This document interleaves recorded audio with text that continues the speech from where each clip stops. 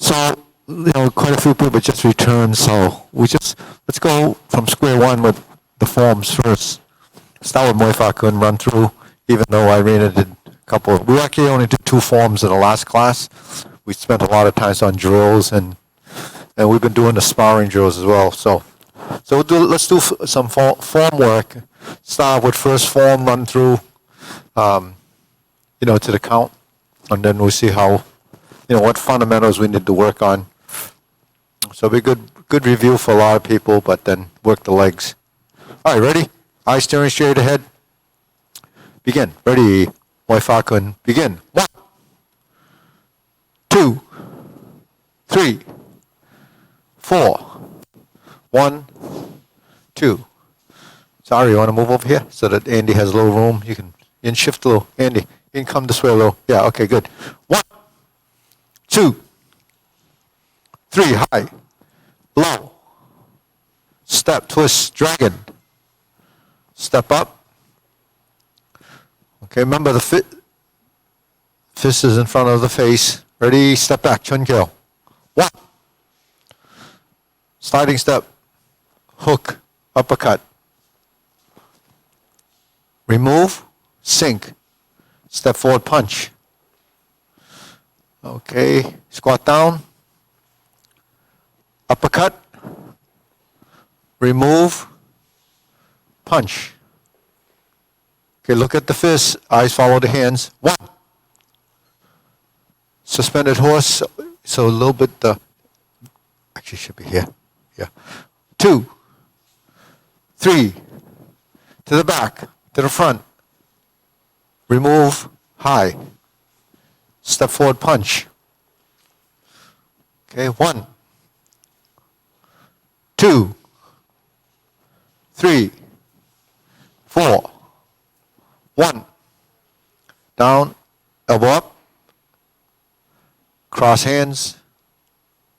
1, 2, remove. 3, 4, 5. 1, 2, 3, 4. 1. Yeah. 2. It's okay. She can use that. Stay over there. 3, 4. 1, 2, 3, 4. 1, 2, 3. 1, 2, 3. 1, 2, 3. 1, 2, 3, and close. Okay, deep breathing.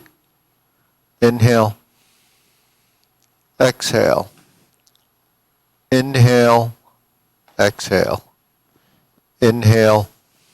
Exhale. So one of the things I brought up in the last class is where your punch is directed. So when we throw a punch, we don't want it to turn prematurely or turn like this. We don't want the punches to come out by turning over first. We want it to turn at the very end of the movement. Okay. So whether you're going from horse to leaning or from leaning with this back punch or the cat stance with that punch, all of them actually are the same. There's no difference between this. The only difference is the stance. So the execution is really driven by what? By what? Your torso, your waist. So if I'm here, my waist still turns. When I'm here, the waist still turns. When I'm here, the waist still turns. So the waist is always the driving force to that. So the palm strike is the same, the single palm strike. Same action. So once your body recognizes that body mechanic, then all of these should fall into that category of movement. So we have a consistency in that action. Now, we have an imaginary target. It's like drawing the bow. You have to look at your target, I talked about in the last class, and what do you look? Your sight line is to look at the bullseye. So bullseye, you don't have a bullseye when you're doing forms. that bullseye is virtual. It's an imaginary target. But we still also have something that we have to work with as a reference. What is that reference? What is that reference? Ari, what's the reference? Your body, what? That's your center line. And then you have a nose, right? So the nose actually is the direction you're looking at. So you follow your nose. So when we look, we're looking at the target. There's an imaginary target, whatever it is there. And your nose faces that direction. And then you punch. When you punch, the nose, the fist, and the knee should be one straight line. So when you throw a punch, it's there. When you throw a palm, it's there. This is called the 3 points of alignment. So Iris, is this right? No? Why? Why is it not right? It's not here, right? So when we have the 3 points of alignment, you have the nose, the palm, and the knee. It's lined up on that straight line, but then at the same time, this formation lines up with the back leg, which becomes the support, the truss to that. Okay, so that's something that we always have to track, that target center line. Now we chun kill. So let's get in a chun kill position. Now your target could be just your nail. So you aim at the nail and you move your hand away before you punch it and you turn. So by doing that, the two sides become engaged. So your goal is to get your hands working simultaneously as a counteracting, and your body is turning. So the faster you turn your body, the faster the hand will come out. But you're not making the hand come out because the hand is rushing. You're turning your body and just directing your hand in that direction. So the acceleration of the movement comes from that twist.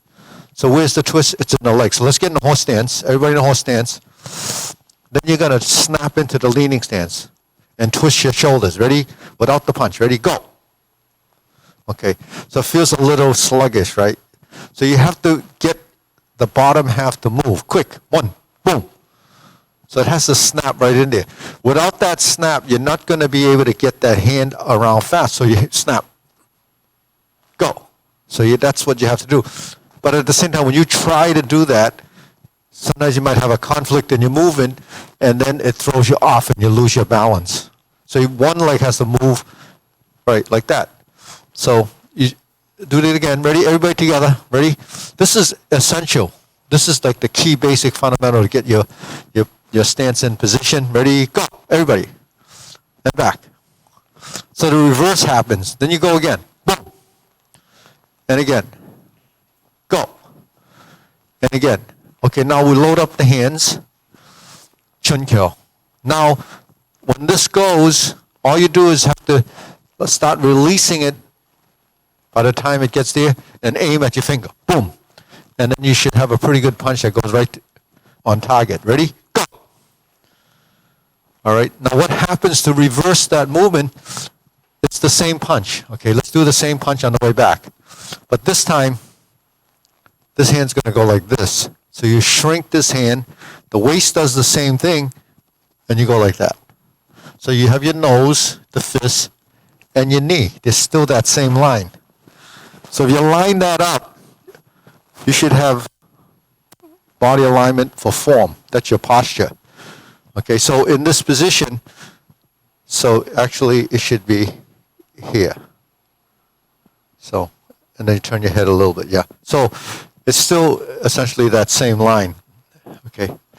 The same thing happens if we're in this position and we do this. Now this is on the center line, the nose, the center line, but we're in this twisted stance. So we step up and then punch. Now we have the nose there and the knee, right? Same. There's an alignment. Now if we have that alignment, it's going to go through, and this alignment is going to be supported by the back heel. So that's why when we do these forms, we have to have these alignment things going on in every posture. That's how you can improve your form. So you take the guesswork out of it. when you're going through the forms, if you don't know these alignments, then you're kind of guessing where that fist is going to go, or you force it and it's not really there, but yet you kind of think it's there. So that's what muscle memory is. That's what learning the body mechanics is. So those are real basic things, but you have to follow that. Now that same turning, apply it to a dragon claw. If my hand is crossed like this and I rush my hands, just rushing my hands, my body will not follow. So the thing is, if you turn your body quickly and then move your hands a little bit softer, you can get to your same position, the same target position, with much more control, right? So the leg is the driving part of the movement. The arms can soften. So you have a blend of the hard and the soft that's moving from here. Now I can go like this. I can get to point A to point B without rushing because my body is going to go there faster. So that's how we work with the dragon. The dragon shouldn't dominate the movement. Your body should be driven from the legs. Now, when we sit back, if it was Gunji-kun, we would do the same thing, but say from here, we would sink our elbows and turn to here. This position, we just turn. Now, all we have to do is drop the elbows. We don't have to actually put too much emphasis on the arms. The reason why we put a lot of emphasis on the arms is because that's all we see. We see that we're going into a fast position, but how do we get there? It's the lower half of the body. So once you progress past a certain level of sequential memory, then you have to go into body form and accelerate the body. So one of the analogies I gave in the last class was, when you're driving your car down the street at 60 miles an hour and you slam on the brakes, everything inside the car just slides forward, right? If it's on the seat, it's on the floor. It's in your trunk, it's on the back of the front of the trunk, because it's moving at the same speed. So if your fists, if this is your vehicle, your body, the vehicle, and this is your fist, is this loose thing, that's why it shouldn't be attached. If it's attached, then it's just going to move with it. But if it's loose and you turn quickly, then the hand is going to be part of that acceleration. And when it accelerates with that, it's going to go to a point where it kind of stops, and that's the point you would transmit the power to your object. Now, when things fly in the car, it's uncontrolled, so there isn't a focus, so it's just kind of there. So when you're doing your form, you have to accelerate, make everything move in that direction, and then bang, it stops. But it's targeted, and that momentum, actually an impact, will transfer the energy to the object. And that's how we punch. That's how we strike. That's how we kick. Everything is transferring that energy into a force. And acceleration is the way we do that, and acceleration comes from control. Coordination driven from the legs. So that's something that we need to work on and to improve our focus of movement. So that happens with everything. These are just samples of what happens. When you're here, it's the same thing. When I'm in the position, then I turn, it accelerates into a lean like that. So that would happen like in the Logaku, when after we trap and I step, my body's like this, and then it's going to shoot up based on letting this go, and then the hands go. Just like when we do Yeti-mon, it's loose. There's a reason for doing it loose. We do it loose because we don't want the conflict of muscular tension to inhibit the movement, because that's what ends up happening. Conflict in the movement puts brakes on your movement. So the only way to get that to happen is build this action into the legs of you blocking like this. This now becomes this. Draw. When you draw, this is opposite. This is opposite. Because this is going forward, this is coming back. Now how extreme, this is total opposite. This is partial opposite, right? So That's all tied to the waist. So long as we understand that the waist movements is always happening with every movement, you'll begin to recognize that nothing happens by itself. That the right and left sides have to work as a relationship. So let's pick any movement in the first form. And let's see, Eric, why don't you just pick any movement in the first form? Then we'll all try it to see if we understand how the body mechanics is in that form, in that movement.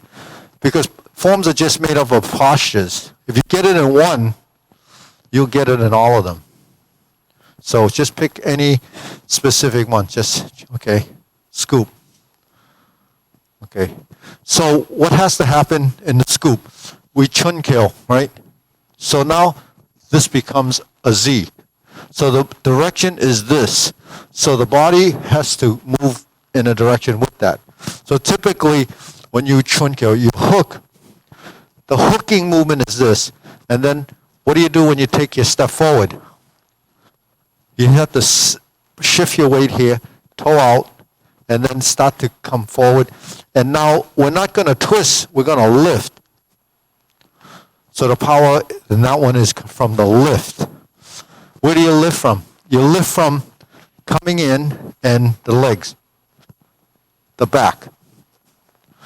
So what does that tell you? That movements are directional.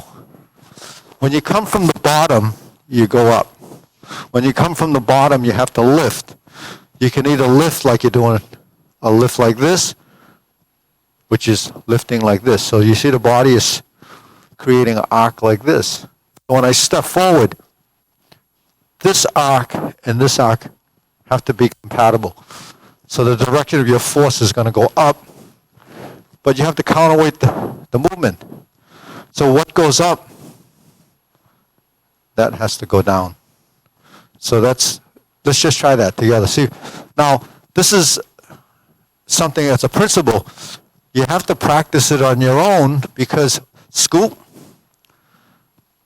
step, twist step, and begin to prepare and lift.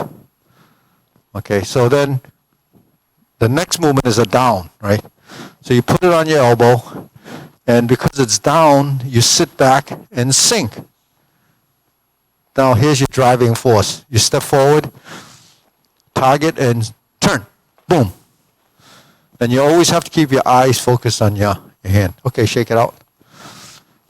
So because most of you are fairly advanced or have been doing this a while, you should already know this, or you already know. So when we execute, this just happens. So then that just highlights how any of the forms that we do will have that kind of a strategy in it. How about the elbow? Okay, we have to draw. Now this drawing movement that we have, that position should be familiar. Where's that position? We have that position, Eric? Where do we have that? In something before we even learned this elbow. In the 5 stances, we have this 5 stance position. So the 5 stance exercise, right? Okay, we shake it off a second. When we chun kill and we punch and we step up like this, that's a position. So every position that we have in any of the things that we do is a setup. The setup is to prepare for the execution of the next movement. So because we have this, we can turn the elbow, or we have this, we can shoot down the punch. Just like even this, when we go in Bangbukun like this, we can shoot the punch down or shoot the punch down. So this punch actually comes flat like this. It doesn't turn like this. So this would be a mistake.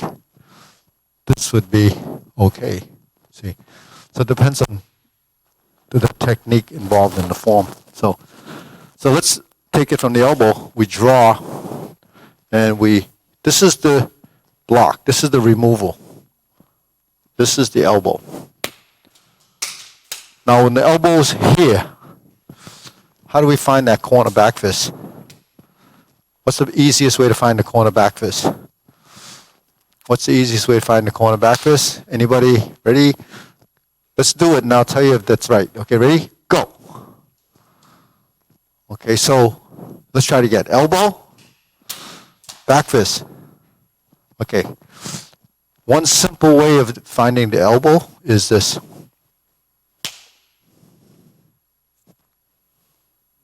Right? Because what's the difference between this and this? It's this. Right? So you tilt your body down, and it's going to go low. If you tilt your body a little high, it's going to go up. So what does that tell you? The elbow dictates the direction of your movement, right? So the elbow's out, it's going to go out. If its elbow's horizontal, it's going to go horizontal. Elbow's down, it's going to go down. So the first thing you do, like in any of your forms, you're here, you're here, you're here, you're here. So you have to set your elbow up for every movement that you have that requires a corner back fist. And it comes in different forms, in different sequence type things. So that's important. Where's the elbow? Where's the elbow? Where's the elbow? So these are really setting up because you have to control your movements by where your joint position is.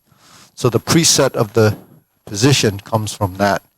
So when we do the elbow and we just drop like this, it's going to go there. Now because we drop like this, we actually counter what back. So you see my body is actually much more twisted than Eric's because I'm going to do this. If I go like this, then go like this, I can't have my back involved. So you have to preset by reversing the twist. So what is that? That's rounding your back and winding your waist, right? So our body is like a spring. You have to wind it up and unwind it. Your legs are like springs. You compress it and then it releases. That's the kind of energy or power we try to develop. So we're using mechanical advantages, just like the machines. You have to use springs to do something, you use your body. But the human body is adaptable. So we have to adapt our body position to create the strength within. So it's a skill level, but it's also a level of understanding. The body doesn't understand anything until you teach it or feed it enough information. So the idea of winding and unwinding is a concept. It happens in many, many things that we do. Just the fact that we're twisting, we're winding and unwinding. We fold, unfold, you curve and you straighten. Everything is kind of working together. They complement each other. That's all part of the body mechanics I talk about. The geometry of position and the mechanics that the body is able to create by manipulating our skeletal structure. So all of these things become, principles and theories. So let's try that again. Elbow, and where's the power come from? Again, acceleration. Boom. Once you accelerate, you don't even have to hit, because you know that if you had the intent, just that alone is going to, without any impact, you know that you had force in that direction, right? So if you have full force and you're striking, and you do that a lot, you're going to damage your own hand. So you wouldn't want to do it. You just have to turn. Boom, boom, boom. So all of this stuff becomes second nature. Your body responds quickly and spontaneously. And then it becomes reflex. So that's really some food for thought, right? Any questions on that? So then, trapping hand. We're trapping hands throughout all our forms. Sometimes it's off the front leg, sometimes it's off the cross leg, sometimes it's off the leaning stance, 90 degrees of your position. Those are all trapping hands. No difference in this. They're all the same. The difference is in the legs, again. Okay, so what we have to do is find that position, right? So we know that position, right? Let's go into the position, right? So what is it? It's the body's plane of movement is here. The contact surface is on the sides of the arm. So a trapping hand is on this side coming from behind. A dropping palm is coming from the front, ends up in the same place because that's the strength of that structure. So we trap or we drop. ends up in the same place. So what we need the muscle memory is that position. If we're here and we go offset and we turn from the waist up, it's the same format. So, and it's directional, because if I'm turning like this, where's the force going? It's coming here. So here again, if you use your arm to do this, then your legs don't follow, you're going to be off balance. So the best thing to do is just turn and gently place that hand there. So even though it looks fast, it's the acceleration of your stance that creates that. Because you really don't want to. So in this case, right, if your hands are here, you don't go from here. You have to drop it down first. Drop it down and then roll it. That's something that maybe we didn't pick up in the second form. We're in the sword finger. Drop your hands down and then roll. Because from here, you sink your elbow, relax the shoulder, and twist, and you turn. So that allows you to open and close, but set your arms up so that there's going to be a balance and motion. Right? So here, yeah, okay, now you have your legs are too close. You should spread a little more, even more. That way you can go deeper and you actually can turn your body like this. See, because if your legs are too close, then you say, well, I feel kind of awkward there because the stance is not right. You have to be able to spread your stance and then turn. So the turning allows this to turn more. Then you're in position. Now when you turn, your weight is here so that you can step out. If your weight's in the wrong place, you won't be able to step, and you'll be double weighted and heavy in your position. You can see how leg work is so important to tie to the upper body. See? And then you step forward, press. Yeah.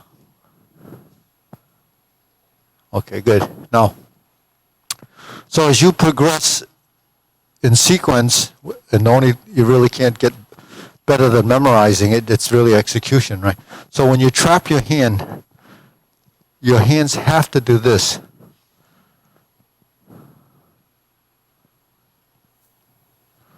Because you have to have a press, this secondary hand has to do something. So when we trap and we start to move, because I'm moving like this hand is the one that's going to capture. It's not the front hand now. The front hand retracted to do that. So we have to focus on the second hand, because we know, because the basic fundamental movement for this is this, right? Press and thrust, press and thrust, press and thrust. So if I trap, I have to press and thrust, right? So that press is part of when we do this, press and phoenix eye. So that's a common movement, that's a common technique. So the press and thrust part of that becomes an inherent motion in all of those type of things. So anytime you have that in your forms, that should be part of it. Yeah. So once I bring it up, then it's pretty obvious, and a lot of you would just pick it up right away. But if if I don't bring it up, then when do you discover it? It takes a long time for that to all of a sudden happen. For newer people, you hear it, it's not going to happen right away because of the coordination. But if you have the coordination, you just have to be conscious that it should be there, and then eventually it's going to be always there. So these are the strategies of form. We look at, on a traditional side, we say, what do these forms offer? It's just a sequential memory. That just takes a good brain to memorize things, because you're all used to doing a lot of memorizing, whatever it is. But the body form is something that doesn't happen by just memorizing. You have to actually teach your body and translate the information. And that's what the the wiring is, the brain plasticity, the motor skill, the rewiring, the motor neurons, all those things that we're talking about up in here actually become part of that learning. And that's the physical side of learning. Because if that happens up here and it wires your body, that actually got stronger. It got better. Because it learned all this new stuff that it didn't know before. So for young kids and young people developing that, that's tremendous. Because, those are the building blocks to the mind. As you get older, those things go away because you don't use it the same way. So, this actually will affect people of all ages.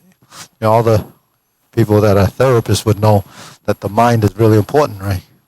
So this is how we develop it, but the coordination is something that you can really enhance. So let's just go through second form now.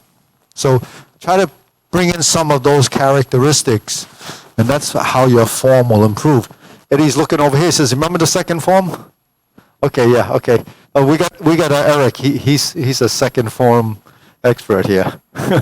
Okay, ready? Let's go. Hup, hup, hup. Salute. Okay, turn. Pull back. 1, 2, and 3. Back to center. 1 and 2. Close. Okay, double up. Double down. Open and push. Scoop. 1, 2, 3, 4. 1, 2, 3, 4, 5. 1, 2. 1, 2. Come on, let that punch out. Arena, boom, let it go. Don't hold it back. Don't put those brakes on. Step, go. Step through. Sink. Lift. Down. Dragon. Cross step. Sink. 1. Turn. Palm. Scoop, press, kick, jump back. 1, 2, 3, 4. 1, 2, 3.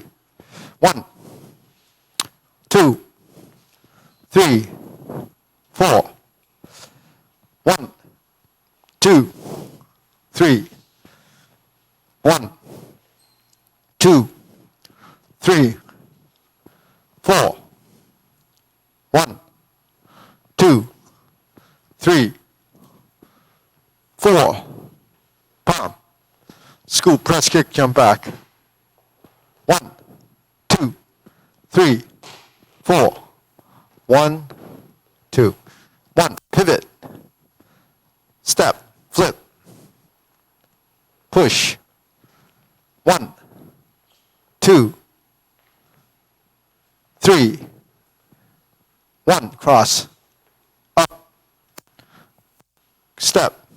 Sink. Rise. 1, 2. Grab and chop. Turn. Elbow. Strike. Back fist. 1, 2, 3, 4. Thrust. Press and thrust. Turn. Drop your elbow. Salute. 1, 2, 3. Okay, close. All right. Deep breathing.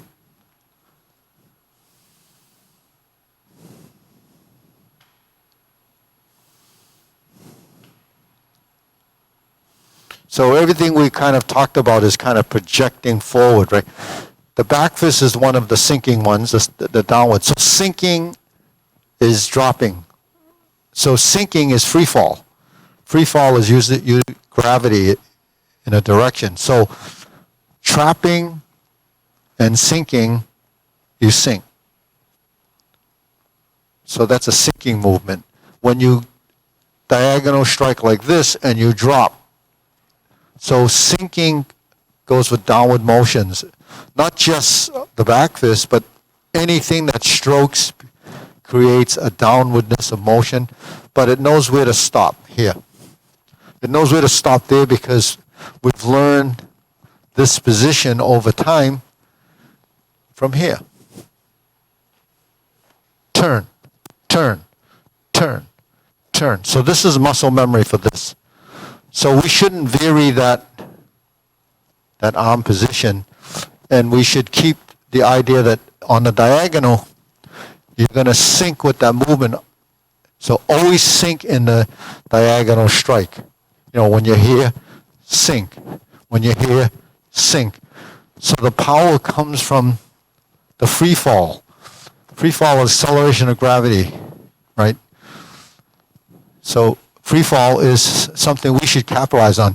You don't need to bring your hand down with any force. You just have to direct it and carry it down from the legs. Any tendusiu, the diagonal strike, has that force inherently built into that movement. If you're using gravity, if you're using muscular strength, then you're going to power it down. In fact, it's going to be slower. So we don't want to do that. So in the diagonal strike, we have that sinking. This is a sink. You sink. This is a rise. So if we sink, we can rise as an angular direction of movement, and it ends up in a cross-hand position. Okay, so actually this foot should be over here a little bit. That's why I felt a little awkward there. Yeah. So stance work is what sets you up in your direction. Sink and rise. Sink and rise. Okay, so, and you should cross it here like that. And this should be slightly bent. See, you cross, right? Yeah. Now when you cross, because we have two arms working, one, now you still have to have something here, because once you intercept here and you go like this, that becomes a new structure. This was the first one, this was the second one, there's the third one. So what is that? That's the manipulation of your skeletal structure. You have to control those joint positions as you maneuver, right, like that.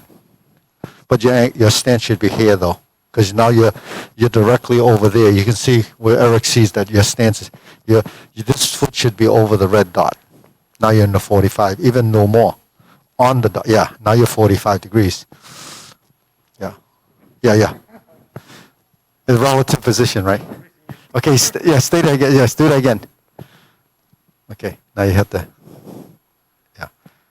Just, you don't want to, because this is a little low, tilted. So these are things that you have to fix, yeah. That's what your body form is. Over time, your body will feel the comfort level of that position, and then that's just part of the course. All right, deep breathing.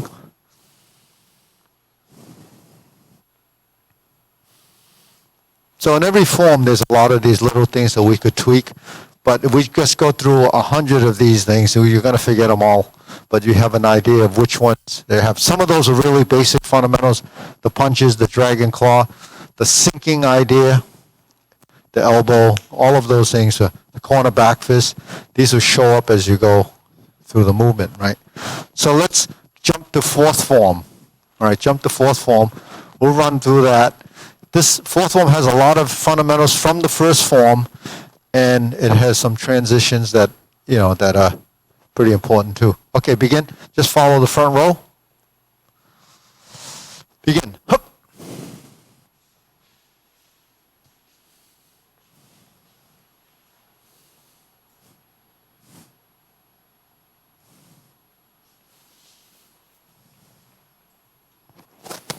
So don't forget, those elbows should be parallel to the body. Before we continue, does everyone know what parallel to the body means? The palm is in front of the shoulder, and this should be vertical. This is in, tilted, and this is out like that. So you want these to be vertical. And it can be a little bit closer to the body, so closer this way. Yeah, because the elbow strength is here. And when it's in a little bit closer, then out like this. Now you push on my hand. Now there's the strength. When it's out like this, not quite, right? So that's the downward elbow. Okay, go. Continue. And then trap, right? Keep going. Yeah. Cut and palm. Yeah. 1, 2, 3. Finish each movement and define the pattern of motion.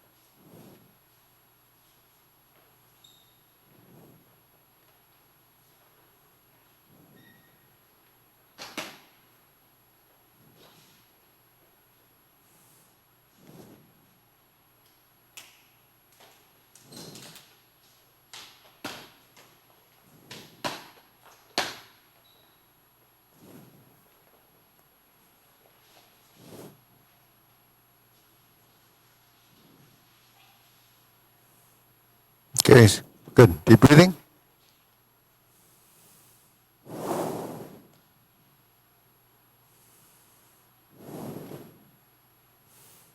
So the four movements after we thrust, we poke, poke, poke, and then we pull back. We go up, that's parallel, pull back, then put your left hand on top.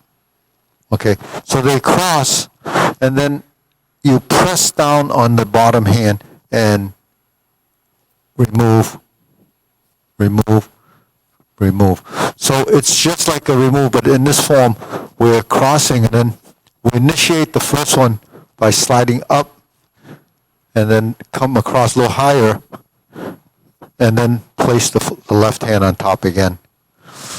So that's the intent of the motion. So there's your action. So you can hear it. It's just like that. Yeah. So it should be a little bit more, not so straight down, a little bit angled like this. So it is angling like this because you're twisting like this, just like we're twisting like this. These two are poking rather than lifting. See, when you lift, then the force goes to here. When you thrust, then you're deflecting like this, you see. So it's slightly, looks like a high block and it's going in that direction, but it's coming in, deflecting like this rather than opening like that. So, see? So you notice when you turn, this is opening, this is actually going in, but deflecting.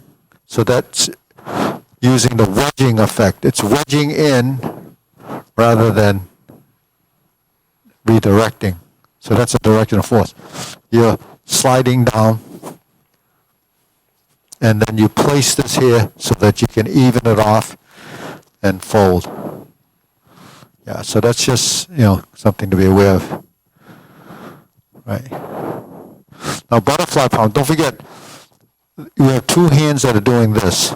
So that's your scoop, your scoop, your scoop. Depending on which side this still has to be in your middle gate. And then this one would follow. This still has to be in the middle gate. And then this replaces this hand. Because you look at, see, yeah. So you have to look at your torso. Your torso is this space. So your hand has to cover that space. Not the fingertip, your forearm. Because anything that comes into that space has to be crossed by your forearm. So that's the first line of the movement. Now, if you move it up a little bit, so you're going to go like that. Right? So what happens when you round or you turn? You actually compress this area and it gets smaller. But your hand movement should stay the same. You don't come out here, you just stay within the realm of that, because whatever comes into this space, you have to create that first circular block. But it's turning, so you're moving like this. So that's where people lose perspective of this part of the movement. Because once it gets to here and it starts to turn, it starts to change directions. It doesn't stay out here and then the elbow goes out. By the time it gets to here, you're already in the down position, because the maximum potential of this arm position is when it's close here, not when it's out here. See, even your cutting hand, the elbows are in. You don't have cutting hands like this. One exception is second form, when the hand opens this way. But that opens this way, so this hand and this hand is in one line. So because that's the body position, right? So a lot of these alignment things are what you pick up as instructors, because that's what you have to correct as a reference. Because if you don't fix the body form, then the students will go through it and they always think it might be, if it's not correct, it must be right. So, you have to kind of tweak it, and then you might have to continue to tweak it till there's a muscle memory. Just this elbow corner back fist is one of the hard positions for people to get, because it's so subtle. It's such a minute difference that you can't distinguish it until your body actually feels the correctness of that. So it's pushed into position just like this, and you can't really tell the difference because it's not tangible. Once it's tangible, because now you have something there, it would be tangible if you were carrying 100-pound weight on the elbow. Then you know how far you can go before your arm falls off, right? So, okay, so let me see. I think Maya wants to take you through a few drills, right? So we'll get up to next time. Thursday we'll go through from Gung Kuen up. We'll pick on that. Maya, you want to do a few drills? You want to do a few? Yeah, we got about, yeah. So some of these drills actually are relevant because of it's a combination of doing hands movements with your fists. You got the mic? Oh, no, okay, go. I got the mic. Audio, yeah, I'll do the, okay. So these, Tasso does a lot of these.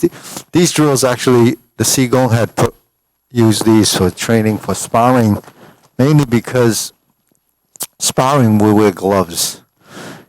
And Kung Fu, a lot of the forms are open-handed. So if you want to use open-handed movements, you're not using the fists. You're using your forearms. You're using your bridges. So bridge work is what really all this stuff is. You're working bridges. And what's bridges? That's the connection between you and your opponent, and what are it's your arms. And you have body form, and you have to relax your torso. So that's like a jab. But you have, it's not straight, it's angular. So what's the angular position? That's the 45-degree chest. So you have to, yeah. So even though you're like this, turn your torso a little bit like this. Yeah. See. See, one of the reasons why you turn your torso, because you increase the range by a little bit, right? By maybe 4 to 6 inches. I told you guys about the robotics thing that they did. 2 guys came up with the robotics to do this punching stuff, and they couldn't hit the target. You know why? Because they didn't know how to turn the waist. They had to add another servo motor to get the body to turn. After they added that motor, they were able to knock the other guy out. It took, you know why? Because they never knew that this didn't work. How about turning the waist? And there wasn't a waist in that robot, so they added the waist and then you know how once one person adds it, everybody adds it. Now it's back to neutral.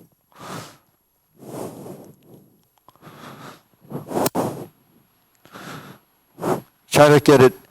So it's sink and punch. This is the first line of defense and reaction when you throw a punch up. Just think about this strategy, right? So okay, when you throw a punch at someone, what happens?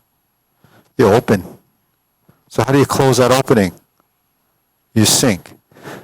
You don't have to bring the hand down. You just have to maneuver. Sink the elbow. How much do you have to sink? Only that much. If I go like this and I go like this, that's all I have to sink. I don't have to sink all the way down here. You're not protecting yourself this way. You're deflecting something. So from here, all I need to do is that. And as soon as you sink, however little, he's open. So that's the technique. That's the strategy of how do you use your movement.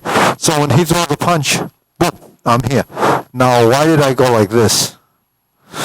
Because I didn't want that hand to become a secondary motion on his side. Because if I go like this, and if I block and just go like this, I'm open here. He can hit me like this. So what you do is this. So now I have control of that. So you always have to control your position, because whenever you throw an offensive movement, you always leave an opening. If I throw it high, it's even worse. So I have to have this hand here. If I throw it horizontal, then this is middle is okay because I have the option. If I throw it low, then this is not good. That's why this hand has to be here. So are you learning that now? Diagonal strike, right? The only one that's really kind of wild is this one, but really when you use even this one, your hand should be here. In the form, we do this only because both of these hands will work. So if I go like this, if he strikes to here, I have to do this. So you reverse the movement. So that's what the drunken fist is. You reverse. You reverse by sinking your elbow and relax. Yeah, so that's the action. So that's how you reverse. And that's like diagonal flying in Tai Chi. You know?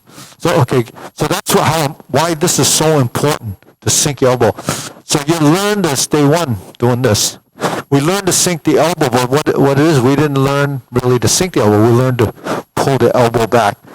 So why when a new person does this and it looks so slow, it's because it's a physical movement out and a physical movement in. But when you drop your elbow and sink, you have gravity working against with your movement, and it actually makes the movement more efficient. So it gets looser, it gets faster, it's more controlled, and it's balanced. And look how fast it can go, right? So that's how it is.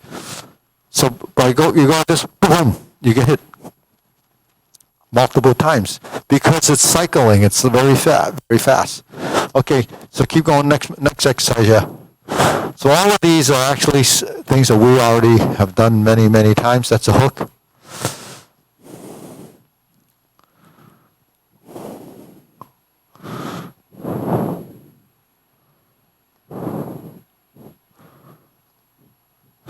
So a hook, in Tai Chi we call it 2 punches to the ear. So here's your 2 punches.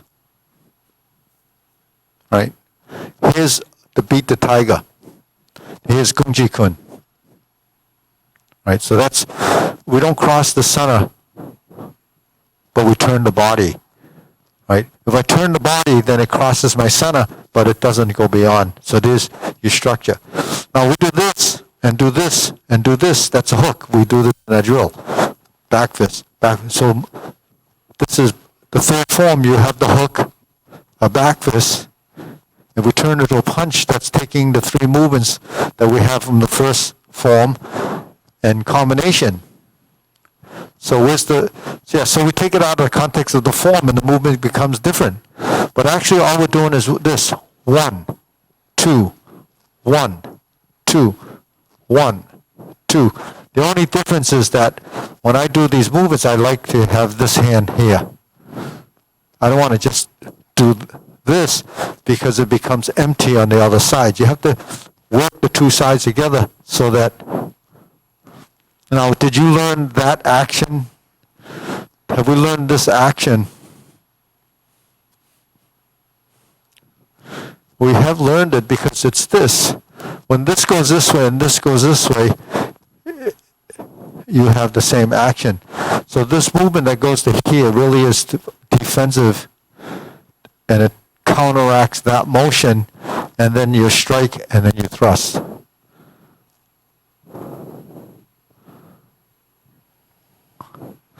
So, yeah. So, see what I mean? So that's a good a hook, black. Now, if you added a sliding step to it, what happens? You hook, back fist, and punch. Now you're moving forward. So that changes the whole dimension of the movement. So if you're sparring, how do you move? How do you develop that coordination so that there's a cycle that's continuous, right? Right?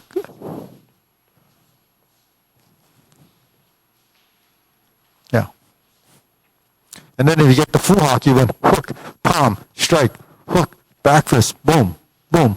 So you can see how we have so many combinations that have evolved from the forms that you've learned, but can you pull those things together spontaneously? Most of the time you can't because it's not ingrained, but if you have it in your system, then you can draw off of it. That's really your end goal, is to get that to be, in your body. But meanwhile, you go through this to develop the coordination and to understand how to move your hands and your feet. right? Moving your hands and feet are pretty challenging. Okay, keep going. You got a couple more? Yeah, a few more.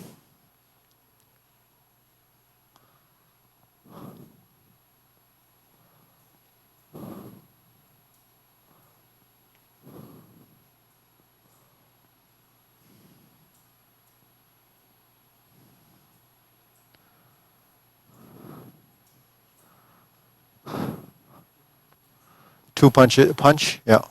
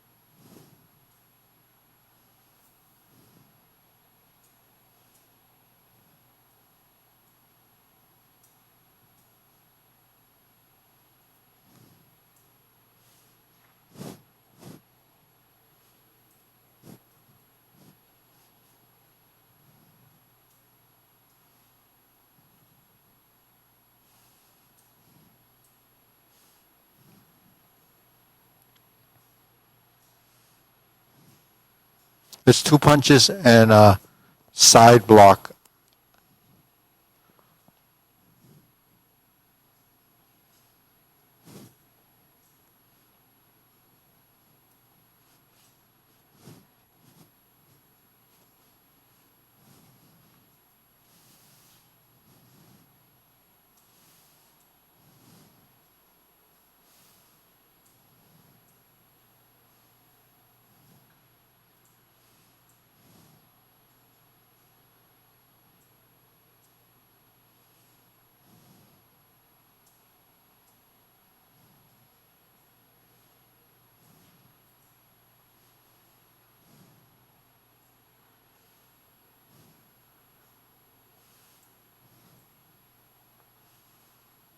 Okay, shake it out. So, see, some of these movements are a little bit tricky because it's a different kind of coordination. But it's really the same principle in a sense that when you punch, okay, you punch and then this hand goes up. It's sort of like when you're doing fan through the back or jet kun or any of those, or even fuhak when you're doing like this. But what we don't see is when we're punching and then this comes up and then it turns, once you have your structure, that's the deflection is really the turning of the body because you're here. It doesn't really become a physical lift because here's the maximum potential here of this position. So once you get it to there, it just deflects from here. Once you go out like that, then you lost your structure and it's not effective anymore. Because once you're here, it's here. And this is turning, this is drawing. Between this and this, it's a splitting energy. You see, so that splitting energy isn't picked up on a lot of people because it's hard enough to do this. But when you go here and you continue, then that's where it is.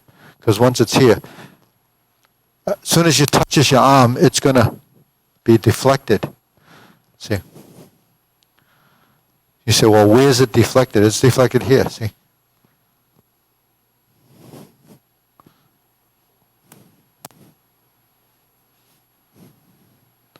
So that's what it feels like because it's tangible.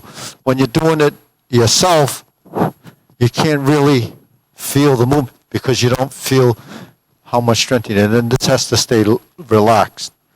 If it doesn't stay relaxed, then the body doesn't become part of that action. You see what I mean? So that's very subtle. But any deflection has to do with that. Sinking in a downward way. This is rising and a twisting. Rise and twist. So when we're like this, and when we're like this, sometimes we're just like this. This is just a vertical hand. When you add the twist like this, then it looks like this. You see, right? So you see the body form has to do with how you relax your shoulder. Between this, and this. When I go like this, then you drop it to sink back to turn. You drop the elbow to punch again. You don't punch from here because the shoulder is not going to like it. So that's, your body will pick up on it. So when you have movements that are hard to pick up on because of the coordination, slow it down, do it on your own and kind of analyze it on your own to pick up on what that movement is doing and then build off of that as a stepping stone, and then you can speed it up. Okay, ready? Next.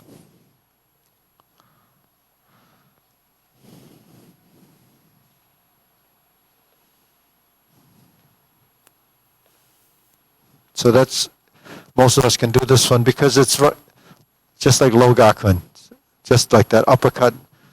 Get that waist going, get that hand following.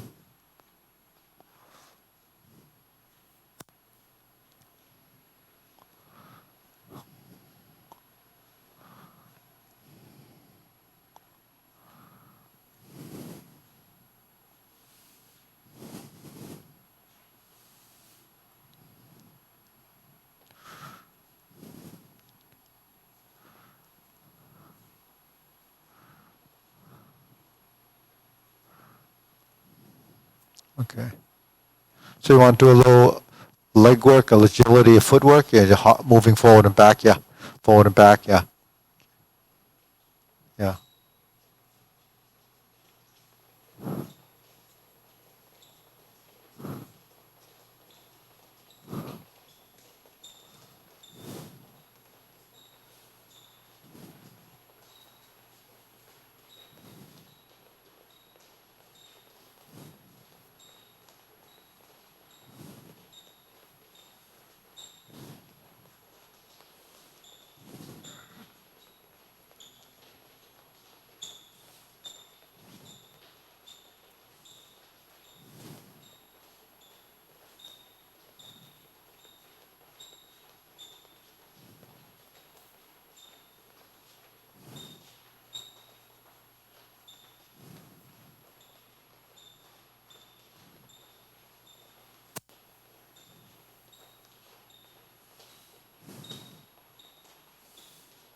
Okay, good. So the important thing is you go forward and sink and sink. So when you sink, this is down, this is up, this is down, this is up. Don't.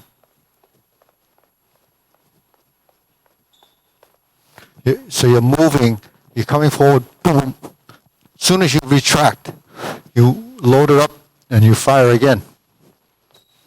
So that your body has to build that, sink the elbow, relax the shoulder. The shoulders and hands have to move together, the elbows and knees. So that taking it, that's like Yehimon or Xingyi is similar. You take your step, you take your step, you take your step. It's how do you move towards your opponent and get away. So that's timing of footwork. The footwork you end, you're here at the same time. When you sink, it's the same time. Then it goes forward. So the cycles. So that's, the sinking of the movement and the forward motion has momentum, but then at the same time it goes boom, it stops. So you develop that reactive tension. So it's the accuracy of the timing of that movement that's really has to be developed. So in fact, everything that we do after you understand the strategy of the movement is building the timing, the hand-eye coordination, and the timing between where you're moving, the spatial awareness of that motion. So, okay, so try the other side.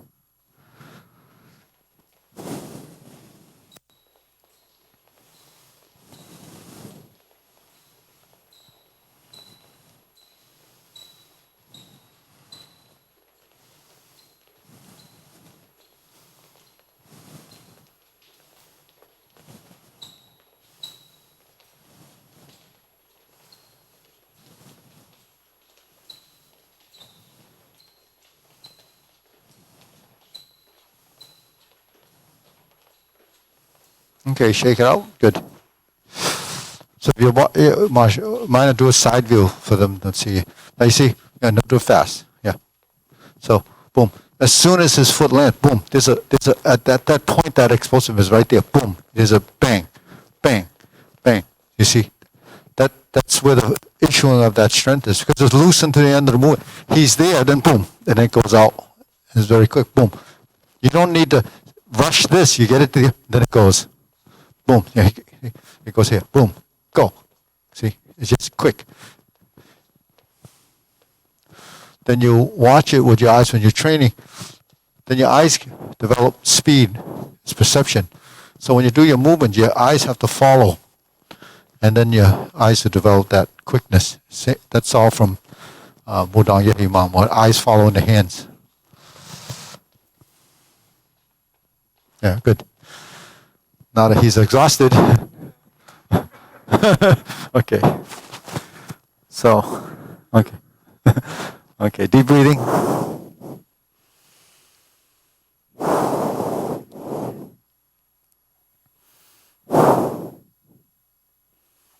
So just like your arms and your body, the legs have to learn to relax. If you don't learn to relax, if they're in a slightly tense stage, then you can't move. Because before you can move, you have to relax, and then you take your step and you have to relax. So why not stay as relaxed as possible, initiate the movement, and then keep switching up, and it kind of alternates. So your body, from the footwork, just this alone, or you're moving, these are like bamboo Kuen. These are actually footwork. The quicker you move, the better your shifting of weight will be. Or the better your shifting of weight will be, the quicker you'll be. So it's kind of, they go hand in hand. And if your hands are moving fast, you have to be able to move your legs fast. Otherwise, it doesn't keep up. So it's just timing. All right, you got something else you want to do with the legs?